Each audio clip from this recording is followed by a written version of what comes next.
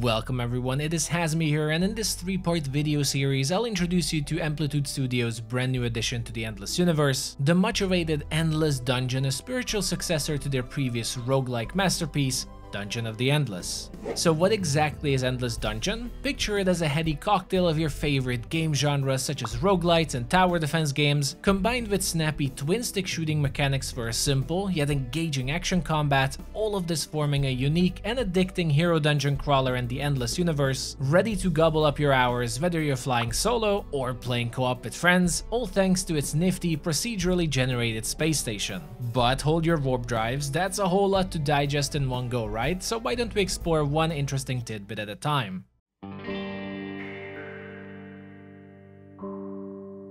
Endless Dungeon is set on a distant derelict space station where you and your fellow space nomads are stuck amidst all of this hullabaloo of mysterious circumstances that keep you glued to the station like a magnet, maybe quite literally. No matter how hard you try to hitch a ride or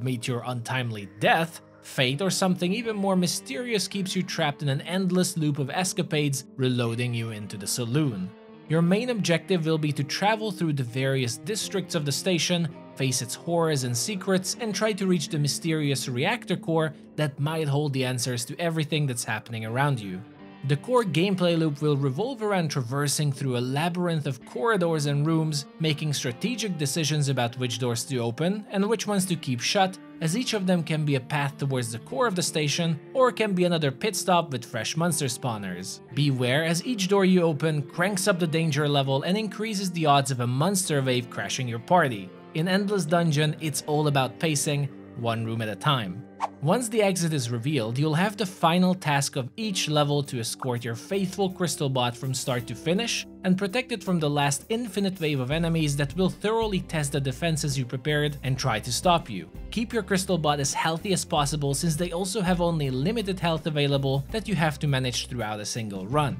As the deeper you delve into the station, the more challenging the enemies and more entangled the labyrinth will become. You'll have to make the best use out of all your resources available and make the right decisions to create the safest path towards the exit for your crystal bot, or risk getting overwhelmed by the various dangers lurking in the darkness. Each attempt to the core will be its own roguelike adventure, starting from zero and working your way up, but the major resources you can pick up during your missions will be available in the saloon to upgrade your weapons, empower your heroes, and unlock new and exciting ways to travel through the space station, making every endeavor a unique journey.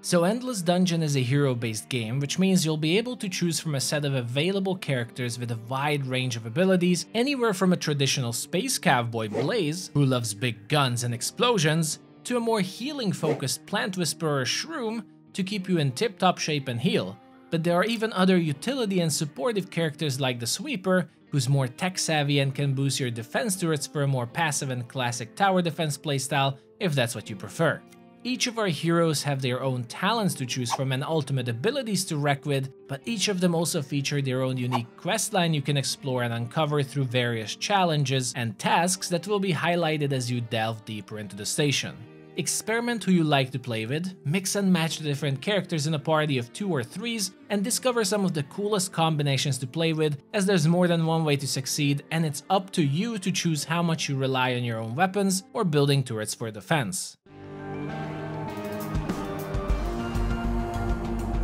Like I said, we'll have many tools and gizmos in our arsenal to cause a ruckus, and weapons will be one of the main equipments we should talk about. There are 2 main types of weapons in Endless Dungeon, standard and heavy type weapons, which are uniquely assigned to each of the characters, heavy weapons obviously being a bit stronger and bulkier, centered more around damage at the cost of mobility, while standard weapons will be dynamic and more suitable to running around, but worry not, as both weapon classes have vast variety of weapon types that range from Gatling guns to large area rocket launchers, or small particle beams that damage whole waves of enemies, and despite how cool all the big guns are, some of my favorites are instead pistols. Apart from their weight and firing modes, one important factor to consider when scavenging for weapons on your runs will be their assigned element. There are 4 enemy types at the launch of the game, with each having an elemental affinity and weakness, which means picking the right ones on your weapons will be vital if you aim to travel deeper than a few corners from the saloon. There are 5 types of weapon elements: fire, electricity, acid, and light,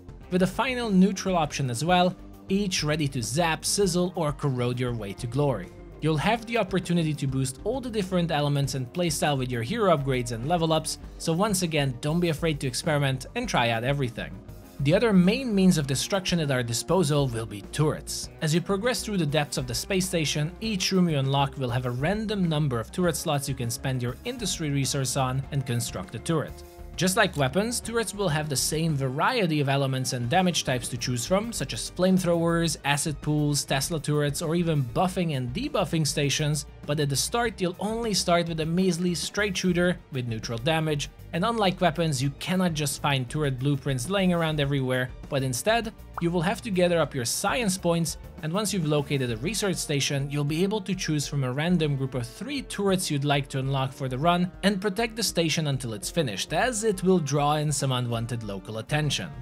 Your turret types will have their own progression on each attempt that can be upgraded to level 3 through the research stations, but a well-placed individual turret can also level up by itself through high activity, so make sure to place them at the right positions, not only for this purpose, but also to save your industry points, as you can just build as many turrets as you'd like and you'll have to balance your resources. Turrets in Endless Dungeon are also indestructible. They do have a health bar and can be disabled by enemies, but the player can use their melee shove abilities to repair them or boost their offensive powers, and like I said earlier, some heroes are more suited and even specialized for tower defense playstyle to further boost their effectiveness and give them bonus properties, or in the case of Comrade, spawn their very own free turrets.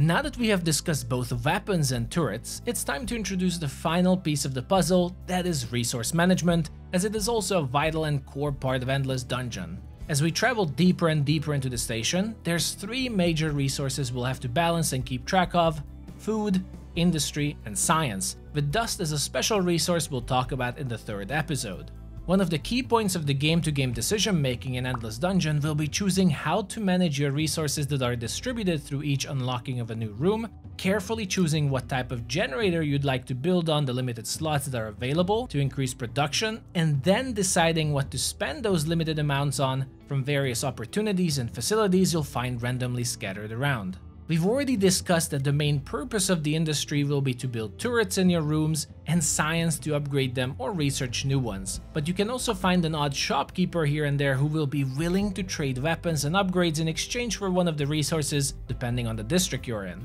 The one we haven't talked about yet is food, which can be spent on buying healing medkits that will come in handy, and also leveling up your characters with standard and also unique character-specific upgrades that will greatly enhance your gameplay and alter your abilities in fun and unexpected ways. Your resources will also carry over between districts for a whole individual run, so if you can, it's always best to save up as much as you can for the next and possibly more dangerous level you'll arrive to. Decide which resource you'd like the most of and experiment with the balance between hero and turret power, or approach your runs with extreme challenges to use only your heroes or focus only on turret defense. The choice is yours. For now, that is my core introduction to what you can expect in Endless Dungeon, but please continue on with the next 2 episodes of the series releasing soon, exploring the progression and roguelite elements you'll find in the game, and finally, a deep dive into gameplay and the co-op elements of playing online. Hope you enjoyed this episode. If so, make sure to like and subscribe so you can stay tuned for more Endless Dungeon content. Thank you for watching everyone, take care, and I'll see you in the next episode.